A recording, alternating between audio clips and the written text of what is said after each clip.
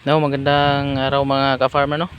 So, ito yung area na tinamnan ng Scarlet F1 ng Exquisite, no. So, yan. So, malapit nang bumuka yung kanyang mga bulaklak yan. Kita nyo. So, yan. So, yan ang bulaklak ng ating Scarlet F1.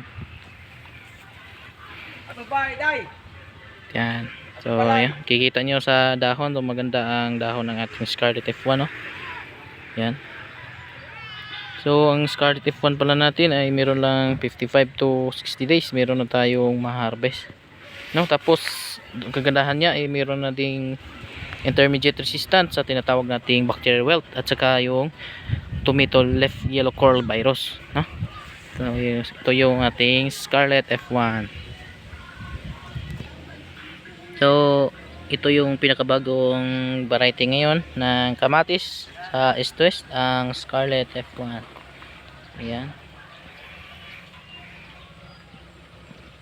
So kapag ang bunga nito ay aabot ng 70 to 90 grams yung bawat isa, so mabibigat ang ating Scarlet F1. Tapos kanyang balat naman ay makapal. So yan.